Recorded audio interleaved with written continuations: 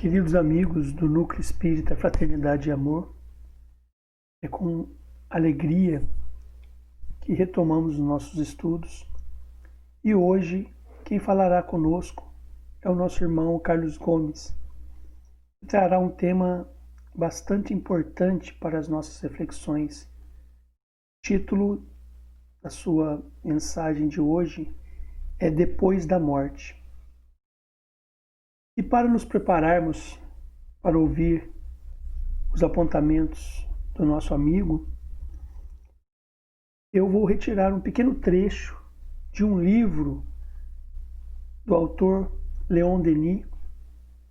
No final do seu livro, de mesmo título, chamado Depois da Morte, quando ele nos fala assim: lembra-te de que a vida é curta. Enquanto ela durar, esforça-te por adquirir o que vieste procurar neste mundo, o verdadeiro aperfeiçoamento.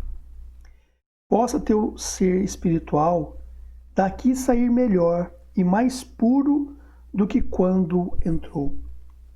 Acautela-te das armadilhas da carne. Reflete que a terra é um campo de batalha onde a alma é a todo momento assaltada pela matéria e pelos sentidos. Luta corajosamente contra as paixões vis, luta pelo espírito e pelo coração. Corrige teus defeitos, adoça teu caráter, fortifica tua vontade. Eleva-te pelo pensamento acima das vulgaridades terrestres, dilata as tuas aspirações sobre o céu luminoso. Lembra-te de que tudo que for material é efêmero. As gerações passam como vagas do mar. Os impérios esboroam-se, os próprios mundos perecem, os sóis extinguem-se. Tudo foge, tudo se dissipa. Mas há duas coisas que vêm de Deus e que são imutáveis como Ele. Duas coisas que resplandecem acima da miragem das glórias mundanas. São a sabedoria e a virtude. Conquistas por teus esforços e alcançando-as, elevar-te-ás acima do que é passageiro e transitório, para só gozares o que é eterno.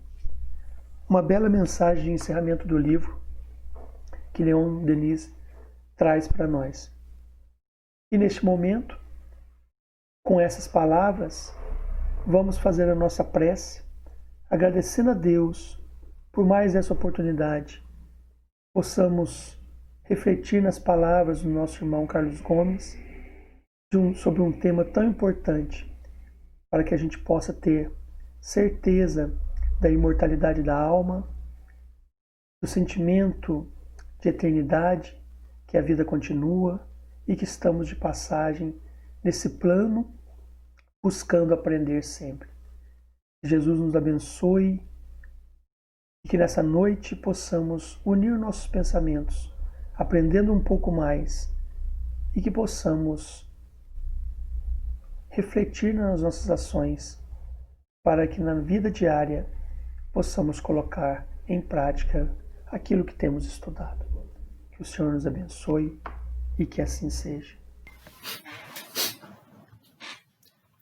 Olá, vamos dar início a mais um trabalho do Núcleo Espírita Fraternidade e Amor. Agradecemos pela sua presença conosco para as nossas reflexões. Nesse mês de novembro, nós começamos, logo no início, no dia 2, com um feriado, chamado feriado do Dia dos Mortos ou do Dia dos Finados. E é um dia em que as pessoas, no geral, param para pensar naqueles que se foram. E aí vem a interrogação sobre a morte. O que acontece depois da morte, que é o título do livro do Leon Denis. Então eu trouxe para as nossas reflexões justamente esse tema, depois da morte, que está nesse livro de Leon Denis, o continuador do trabalho de Allan Kardec, e que eu vou tirar algumas partes do primeiro capítulo para as nossas reflexões. E eu quero começar lendo o primeiro parágrafo da introdução, onde ele faz uma reflexão bastante importante para todos nós sobre um passado da história. Diz Leon Denis: vi, deitadas em suas mortalhas de pedra ou de areia, as cidades famosas da antiguidade. Cartago em brancos promontórios, as cidades gregas da Sicília, os arrabaldes de Roma, com os aquedutos partidos e os túmulos abertos, as necrópolis que dormem 20 séculos. Debaixo das cinzas do Vesúvio, vi os últimos vestígios das cidades longínquas, outrora formigueiros humanos, hoje ruínas desertas. Então, Denis vai dar ênfase, nesse último parágrafo, onde ele diz, essa última frase, que cidades que outrora eram formigueiros humanos, hoje nada mais existe. Então, vamos começar a pensar que hoje também tudo que nós conhecemos um dia deixará de existir, materialmente falando. E o Denis continua dizendo que as pessoas daquele lugar começaram a passar pelo seu pensamento. Quantas paixões naquele local, quantos ódios, quantos amores, quantas ambições, guerras, lutas. Tudo virou fumaça, dissipada pelo sopro dos tempos, porque Denis era um poeta. E ele ainda continuou nas suas reflexões. Quantas civilizações, raças, cidades grandiosas jazem para sempre sob o lençol do profundo das águas, na superfície dos continentes submersos. E aí ele lança uma pergunta para todos nós. Por que esses trabalhos, essas lutas, esses sofrimentos, se tudo termina no sepulcro? E ainda faz uma pergunta pessoal, uma advertência. Um desses seres que você ama vai morrer. Todos sabemos disso, mas quando isso vem, lemos sobre isso, dá uma sensação estranha. Mas em cima disso, ele continua dizendo, a grande questão é, para pensarmos, tudo se acaba nessa hora, e a morte não é mais que um triste repouso num aniquilamento, ou seria um ingresso em outra esfera de sensações? Dependendo da resposta que nós dermos, nós vamos ter um comportamento ou outro. Porque para Denis, a morte, e todos nós sabemos disso, é esse ponto de interrogação colocado à nossa frente incessantemente, e para a qual não temos uma resposta, ou procuramos uma resposta que nos satisfaça. Então, no primeiro capítulo, Denis vai passar pelas religiões mais antigas, procurando essas respostas, fundamentar-se no que diziam essas religiões, chegando até o cristianismo, e qual delas nos deixa mais confortáveis. Então, segundo Denis, as religiões no geral, principalmente as grandes religiões, as bases, religiões de base, os ensinos eram dados de duas maneiras. Um que era exterior para o público, e um interior e secreto reservado àquelas pessoas chamadas de iniciados. E quando se tratava dessas questões ocultas, era o espírito que estava se estudando. E quando se tratava das questões públicas, ficava-se na forma, nos rituais, na letra. E debaixo de todos esses símbolos materiais havia um sentido profundo. Então, quais as religiões que Denis vai apresentar para nós? O brahmanismo na Índia, o hermetismo no Egito, o politeísmo na Grécia, chegando ao cristianismo. Né? Diz ainda Denis que os sábios do Oriente e da Grécia, na antiguidade, estudavam a alma, e a partir da alma descobriam os princípios eternos. E esse estudo da alma é que dava a eles a chave dos problemas da vida. Então, a alma era o instrumento supremo do conhecimento. E quando falamos alma, falamos espírito, falamos da espiritualidade, falamos do invisível, aquilo que os 5 sentidos não conseguem perceber, mas existe um sexto que percebe. Né? Então, todas essas grandes doutrinas falavam que a vida não é mais do que a evolução do espírito no tempo e no espaço. Uma única realidade permanente, lá e cá, no espiritual e no material. Né? E que a matéria seria sua expressão inferior de uma forma variável. Né? Então, a matéria varia em cada existência. O espírito não, é sempre o mesmo. Então, começando pela Índia, Denis vai falar sobre os Vedas, né? Os escritos religiosos mais antigos que se tem notícia. Acha-se que foram escritos há 900 a 1500 anos antes de Cristo. Né? Então, seria os Vedas, o molde em que todas as demais religiões foram se formando, a começar pela religião primitiva da Índia, né? Que era patriarcal, que era simples, que era pura. Né? E nesses registros, o mundo e os seres saídos de Deus voltam a ele por uma evolução constante. Olha essa palavra, evolução. O espírito está sempre evoluindo. Né?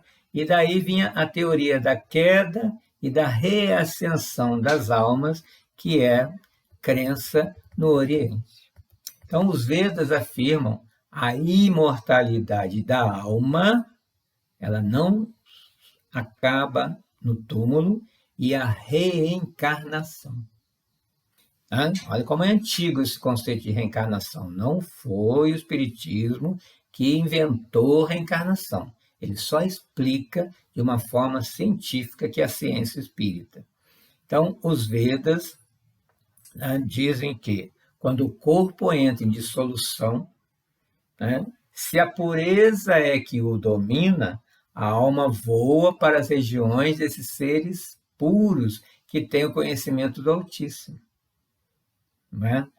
Isso não nos lembra Mateus 5:8, quando no Sermão do Monte Jesus vai dizer: bem-aventurados os puros de coração, porque verão a Deus. Olha o que está dizendo. Né? Que essas almas, né, que têm um conhecimento, vão para um conhecimento do Altíssimo porque tem a pureza dominando. Mas e aquelas outras, né, onde ainda são dominadas pelas paixões? Esses vêm habitar de novo entre aqueles que estão presos às coisas da terra. E é o que o Espiritismo fala. Que as pessoas perguntam: quantas vezes eu vou reencarnar? Enquanto estivermos vivendo, gostando e presos aos desejos, às paixões e às coisas da terra, estaremos voltando aqui.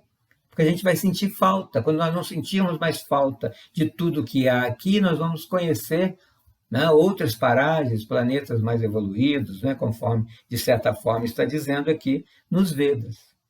Né? Então, continuam os Vedas. Todo renascimento, feliz ou desgraçado, é consequência das obras praticadas em vidas anteriores. Não está de acordo com o que o Espiritismo, né, propaga, né, propõe, ensina. E ele vai falar também sobre o budismo, a doutrina secreta do budismo, onde o nirvana não é aquela perda da individualidade, né? Quando eu coloco um copo d'água no oceano e ele se dilui ali. Não, mas é a conquista da conquista pela alma da perfeição e a libertação definitiva das transmigrações e dos renascimentos no seio das humanidades. Então, o Nirvana é alcançar esse estágio que eu não precise mais voltar para a Terra, para esse tipo de matéria. Então, a vida presente, com as suas alegrias, com as suas dores, não é senão consequência das boas ou más ações operadas livremente pelo ser nas existências anteriores. Olha aí o livre-arbítrio. Eu sou livre para fazer minhas escolhas, mas ao fazê-las, eu estou semeando o que eu irei colher numa próxima. Se eu semear o bem, colherei o bem.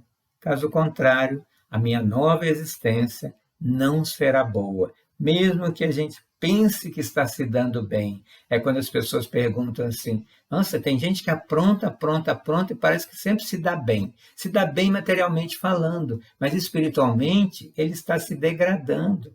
Numa próxima, teremos pena desses que hoje, pelo conceito popular, esteja se dando bem. Então, para essa doutrina, continua Denis, é necessário praticar o bem, porque o bem é o fim supremo da natureza. Então, o fim, a finalidade da encarnação do ser humano criado por Deus é ser bom. E como é que se é bom? Fazendo o bem. Isso é o natural. Todos que estamos fora disso, estamos doentes. Quem não faz o bem está doente, está fora da natureza, fora do seu estágio natural. E ainda diz nessa doutrina que todas as formas da natureza se encadeiam, porque existe uma lei de evolução. Em parte alguma do universo deixa de existir vida. Em todo o universo existe vida, mas nós do planeta Terra não temos inteligência, instrumentos para entender, para alcançar esse tipo de vida. Mas está aí, há quase mais de 3.000 anos, essa afirmação. E ainda continua falando que a morte é uma ilusão, um dos agentes da vida que exige uma renovação contínua e transformações incessantes. Então, morte é ilusão, renovação, transformação. Vamos começar a mudar esse nosso conceito de morte, que colocaram na nossa cabeça como se fosse fim, E fala também do inferno. O inferno, para esses iniciados na doutrina, não é outra coisa senão remorso e ausência de amor. Quem não ama já está no inferno. E quem faz o mal e não se perdoa, também começa a mente a cobrar de forma que ele se sente no inferno. Passando agora pelo Egito, que está aqui nesse primeiro capítulo. Então, no Egito foram feitas as leituras daquelas colunas, chamadas colunas herméticas, e também de papiros que foram encontrados nos túmulos, e foi se reconstruindo a história do Egito, que atrai muitas pessoas, gostam daquele ouro do faraó, das pirâmides. E essa doutrina, quando foi estudada, viu-se que ela tinha uma analogia com a doutrina da Índia, que é tão antiga quanto. Então, a alma do Egito é a doutrina oculta dos seus sacerdotes. A gente sempre vê nos livros de história a roupa dos sacerdotes, eles sempre sendo consultados pelos faraós. Essa doutrina era velada, e tinha ali um tal de mistério, o mistério de Ísis, de Osíris, que só os iniciados tinham acesso. E esses princípios eram expressos pelos livros sagrados de Hermes. O que dizia lá, que hoje já se sabe? Osíris era o deus solar e Ísis, a grande natureza. E o tempo todo eles eram celebrados por toda parte. Mas acima deles existia um deus inominado, que se comentava pouco, e quando falava assim com voz baixa, com uma certa timidez, né? E falava também que o destino do espírito humano tinha duas fases. Olha só, o cativeiro na matéria ou a ascensão na luz. Então, olha como é que as doutrinas são semelhantes. As almas são filhas do céu, e a viagem que fazem é uma prova. Não é? A gente não vem de Deus e não estamos aqui para provar da matéria, para irmos aprendendo. E eles continuam dizendo que as almas inferiores e más ficam presas à terra por múltiplos renascimentos. Não está diferente do que o Espiritismo fala, né? Quando você tiver coisas para resgatar, você vai ficar reencarnando aqui. Mas as almas virtuosas sobem voando para as esferas superiores, né? Então é o mesmo princípio. Tornam-se luminosas porque possuem o divino em si próprias e irradiam-no em seus atos. O que o Espiritismo fala sobre o espírito de luz, que tem luz própria, conquistou essa luz, deixou irradiar essa luz. Na verdade, todos nós temos luz, porque Jesus mesmo disse: brilhe a vossa luz, vós sois a luz do mundo, mas essa luz está obscurecida por sentimentos que precisamos deixar, né? Orgulho, vaidade, egoísmo, vai formando aqui uma crosta que a luz não consegue sair, a luz da humildade, a luz do altruísmo, a luz da simplicidade, a luz do amor, não sai. Então, à medida que vamos deixando de ser egoístas, vaidosos, né, e todos esses prepotentes, né, essas coisas todas que nos fazem mal, a luz, né, vai brilhando e nos transformamos em espíritos de luz. Como se dizia no Egito, né, começa a se irradiar em alma luminosa. Vamos dar uma passadinha agora na Grécia, né? Muita gente sabe, gosta, né, de falar sobre a Grécia. A Grécia, segundo Denis, traduziu em linguagem clara as belezas obscuras da sabedoria oriental. E uma personagem importante, né, que Denis vai destacar, é Pitágoras, né? Esse ser que até hoje é estudado, até mesmo nas escolas, mas pouco se sabe sobre a sua grandeza como espírito. E ele foi iniciado, segundo Denis, nos templos egípcios e observou que existem 3 tipos de mundo: o natural, o humano e o divino. E esses 3 mundos se equilibram, se sustentam, né? Se completam, se complementam. E a partir dos 3 surge a vida e a sua corrente ascensional em espiral infinita. Esse espiral, né, são os renascimentos, que não são lineares, né, em linha reta. Você vai e volta, melhora um pouquinho, né, vai subindo, né, você não sobe assim, a gente sobe, né, em espiral. Né? Então, o homem, conhecedor desses princípios eternos, aprendia a libertar-se dos males terrestres e elevar-se para a perfeição, se depurando. É o que eu falei há pouco. Nós temos no íntimo, né, essa intuição, a gente sabe, nós sabemos que somos eternos e queremos essa eternidade, mas para alcançar, nós já estamos nela, mas para alcançarmos a ascensão é preciso se depurar. Né? E Denis destaca que essa iniciação, quando acontecia na Grécia, não acontecia nas grandes cidades, como Esparta e Atenas, mas em alguns locais, como Delfos, Olímpia, Eleusis, são chamados de refúgios sagrados da pura doutrina. Né? Vamos lembrar do templo de Apolo, que ficava em Delfos, né? Quem inspirou Sócrates a sempre repetir aquela frase, né? Conhece-te a ti mesmo. Então, nesses locais, pensadores, poetas, artistas, estrangeiros iam ali colher o ensino oculto. Né? Lembrando sempre, o oculto é o espiritual. E aí traduziam para os demais, né? Artistas, em forma de música, em forma de poema, em forma de escultura, né? Em versos inflamados. E o que se dizia nesse oculto?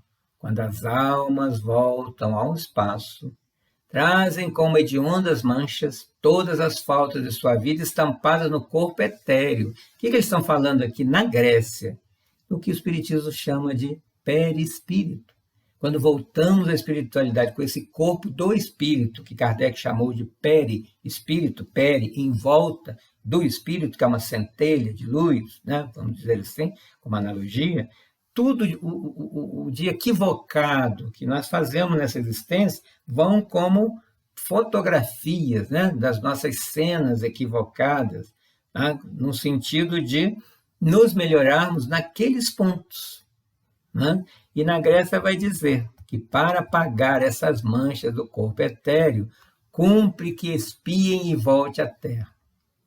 Isso aí não está uma benevolência, uma indulgência, um amor divino, né? Ter a nova chance, uma nova oportunidade de resgatar os próprios erros. E, assim como falou na Índia e no Egito, os fortes, os puros, vão para o sol de Dionísio. Porque para Pitágoras, Apolo e Dionísio são revelações do Verbo de Deus. Qual é a revelação do Verbo de Deus no Ocidente? Jesus. Como é que nós vamos até Jesus? Pela pureza, pela força interior, pela fé, pelas obras, pelo amor. Como Paulo, né? O amor de Paulo o aproximou de Jesus. Não é? Então, os pitagóricos chamavam espírito ou inteligência a parte ativa e imortal do ser humano. E essa alma era envolvida por um fluido, né? Por um corpo fluídico, por um corpo etéreo. Então, os seres conscientes, por seus esforços, desprendem-se da matéria que dominam e governam, libertam-se, aperfeiçoam-se, através de existências inumeráveis. É aquilo que a gente pergunta. Será que em uma só existência dá tempo para a gente acordar, ver o que fez de errado e querer consertar, querer se redimir com aqueles que magoamos, ofendemos, prejudicamos? Outra questão para se pensar. Então, assim, pensava-se na Grécia, o invisível explica o visível, ou seja, o espiritual é que explica a matéria e não o contrário. Né? Então, o desenvolvimento das criações materiais é a manifestação do Espírito Divino.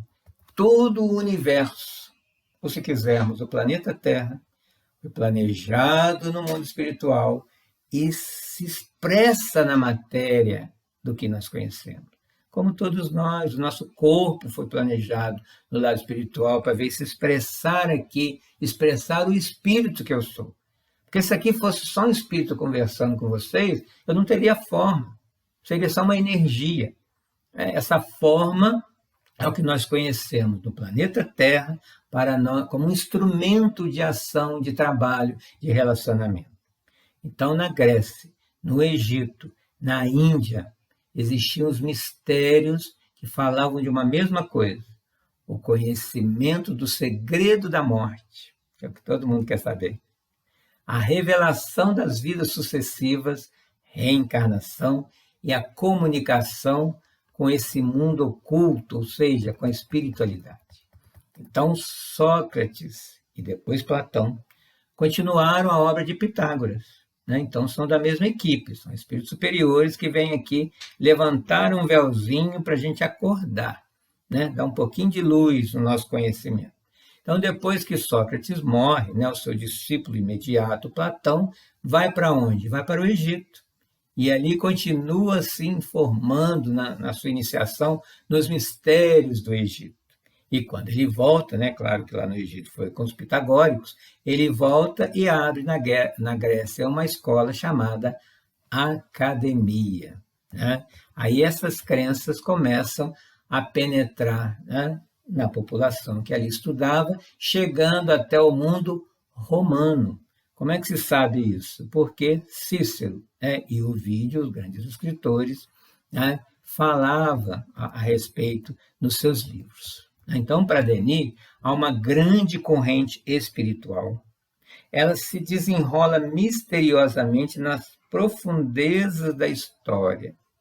né? E sai desse mundo invisível que nos domina, nos envolve, e é onde vivem e atuam os grandes espíritos que têm servido como guias à humanidade e que jamais cessaram de com ela comunicar. Ou seja, é o mundo espiritual que manda, que domina, que mantém, que influencia o mundo material. Como disse Kardec, há uma população gigantesca de espíritos aqui nessa outra dimensão que nos acotovelam de tantos espíritos que existem dentro da nossa casa, no nosso trabalho, na rua, nas igrejas, em todos os lugares tem uma população espiritual. Por que que não queremos aceitar isso? E agora chegamos ao cristianismo, né? O que Denis vai falar sobre o cristianismo? Começa Denis dizendo que, segundo a história, é no deserto que aparece a crença no Deus único, a ideia mãe de onde sairia, né? Milhares de anos depois, o cristianismo, né? E ali destaca quem no deserto? Moisés. E onde Moisés foi iniciado? Ele não foi criado pelo faraó? Né? Então ele foi iniciado no Egito, né? Já uma preparação para guiar para a terra prometida um povo já com pensamento monoteísta, né? E esse pensamento monoteísta saiu de onde? Dessa sua iniciação, né? Que está de acordo, claro, com o Abraão, né? Que já tinha começado a falar sobre isso.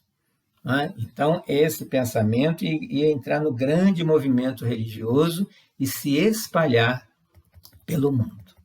Então, aí nós vamos ter a seguinte informação de Denis.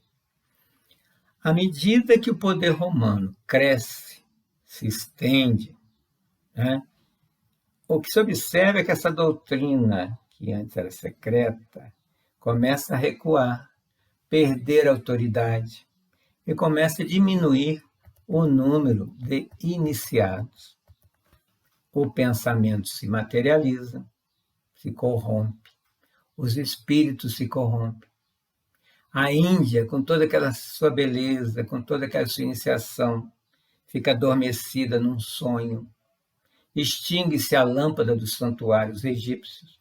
A Grécia começa a insultar os sábios, proscreve filósofos, né? Isso muito depois de Sócrates, profana os mistérios e os oráculos antes tão consultados ficam mudos. A superstição, a idolatria invadem os templos e a orgia romana se desencadeia pelo mundo. Isso acontece muitas vezes quando deixamos as trevas tomarem conta dos nossos desejos, dos nossos pensamentos, da nossa vida. E isso em termos de nação. Não só individualmente, há uma obsessão daqueles que não querem a luz, como em termos de nação, né? E entre os grandes missionários, o maior de todos, Jesus, o Cristo. O que Jesus fez? O que era ensinado para os iniciados secretamente, ele abriu para as multidões. Aquelas verdades que ele dizia e muitos não entendiam, era que antes poucos, né, eram iniciados. Os próprios discípulos questionam isso a Jesus, né, porque para o povo ele falava em parábolas e para eles não, né? Então essas verdades começaram a ser acessíveis aos mais humildes, ou pela inteligência, ou pelo coração, eles sentiam mais do que entendiam o que aquele homem falava, com doçura, né? Então, a forma como ele falava tinha amor, doçura, fé, ia direto de coração para coração, porque as palavras de Jesus oferecem ao homem, até hoje, perspectivas inesperadas. Quando Jesus disse: o reino dos céus está dentro de vós. Como nós entendemos isso hoje? Imagina 2000 anos atrás. Como é que se conquista esse reino, então? Né? Jesus deu as regras. Perdão das injúrias, amor ao próximo. O tempo todo. O Evangelho de Jesus fala de perdão, não 70 vezes, 7 vezes, mas sempre, né? E de amor, inclusive para os inimigos, para os adversários, né? Para Jesus, é no amor que está encerrada toda a religião, toda a filosofia do mundo. Então, o advento do cristianismo trouxe ao mundo essa ideia humanitária, né, que os antigos nunca tinham ouvido falar em sua plenitude. Então, Jesus foi pleno no ensinar, com amor, sem esconder nada. Tá? Então, essa ideia veio encarnada em Jesus. Jesus era o próprio Verbo divino. Né? As pessoas se encantavam com aquela novidade, com aquela boa nova chamada Evangelho. Né? E, além dela, ele acrescentou o quê? A lei moral. Como é que deve ser o comportamento do cristão ou do homem de bem, né, para alcançar a vida eterna, né? Que ali somente sábios e pensadores já estudavam a respeito.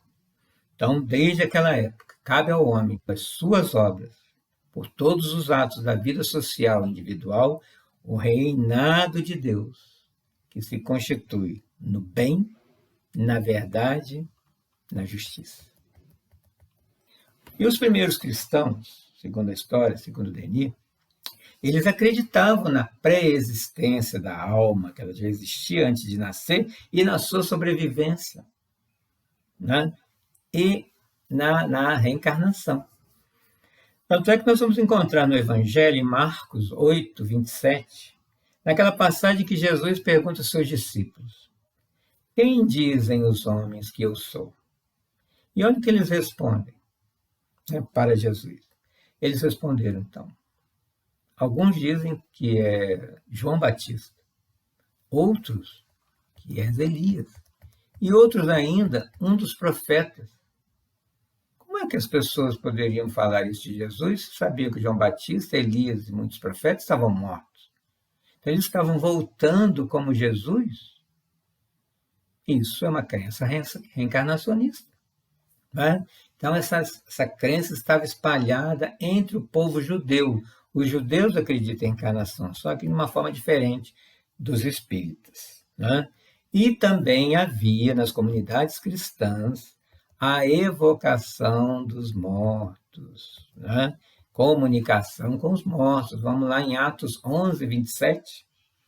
Naqueles dias, alguns profetas desceram de Jerusalém a Antioquia. Apresentou-se um deles, chamado Ágabo, o qual começou a anunciar, por meio do Espírito, que estava para vir uma grande fome sobre toda a terra. Por meio do Espírito, não é por intermédio do Espírito, e falar por intermédio, né, não é ser médium. Em Atos 21, 4, também vamos encontrando os discípulos, ficamos lá 7 dias. Movidos pelo Espírito, eles diziam a Paulo que não subisse a Jerusalém. Movido pelo Espírito, é o Espírito que estava dizendo a Paulo que não deveria, né, fazer o que ele estava pretendendo fazer. E na primeira carta de João, no capítulo 4, no primeiro verso, ele vai ser bem explícito. Amados, não acrediteis em qualquer espírito, mas examinai os espíritos para ver se são de Deus. Não é?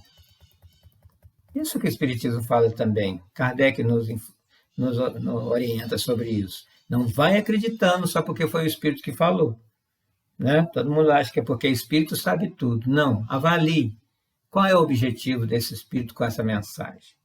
Então, por muitos séculos, as práticas espíritas estiveram presentes no cristianismo.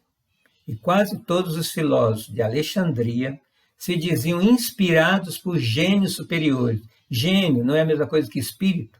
Então, os espíritos superiores inspiravam os filósofos de Alexandria, a grande universidade da Grécia, para poder escrever ou falar o que eles nos deixaram até hoje.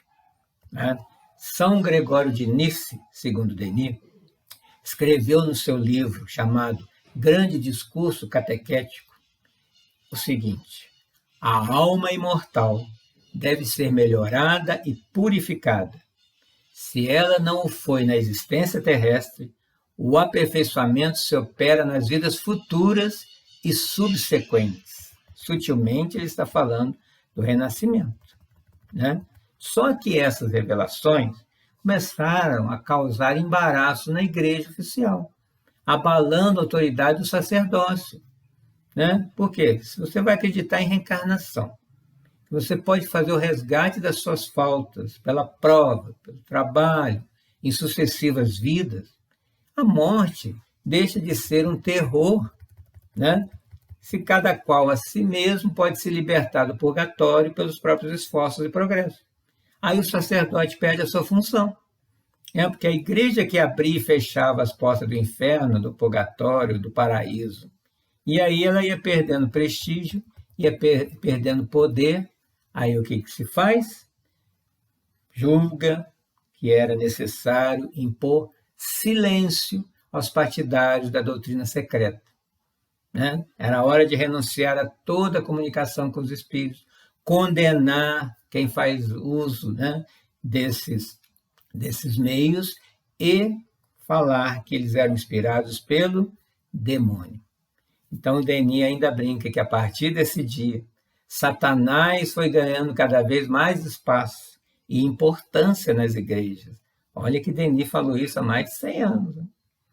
Então tudo que ia embaraçar os dogmas da igreja era atribuído ao diabo.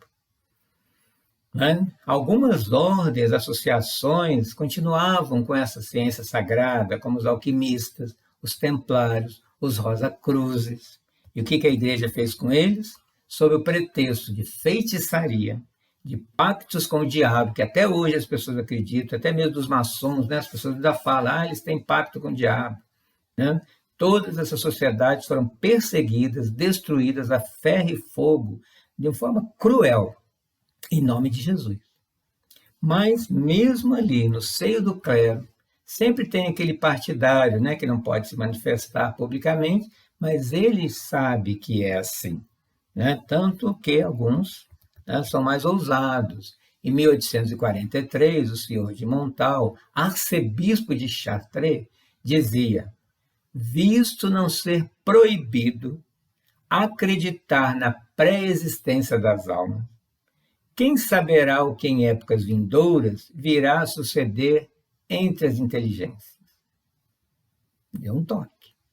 Um outro cardeal da Itália, cardeal Bona, na sua obra sobre discernimento dos espíritos, assim se exprime: é muito para estranhar que se encontrem homens de bom senso que tenham ousado negar as aparições e as comunicações das almas com os vivos, ou atribuí-las à imaginação transviada, ou ainda às artes do diabo. Não é? Então, olha quantas reflexões esse livro de Denis, Leon Denis, nos traz. Não é? E o que eu falei aqui foi somente algumas partes do primeiro capítulo. Então, eu convido a todos que tenham acesso a esse livro para ler, realizar suas reflexões e tirar as suas próprias conclusões sobre o que é a vida, o que é a morte, o que eu sou, o que eu estou fazendo aqui, enquanto aqui me encontro. Né? E quebrar preconceitos, ignorância, agressividades contra outros que pensam diferente de mim. Que o amor nos una, que a vontade de viver seja maior e que possamos sempre nos reencontrarmos para falar da doutrina espírita, do evangelho, do amor, da vida.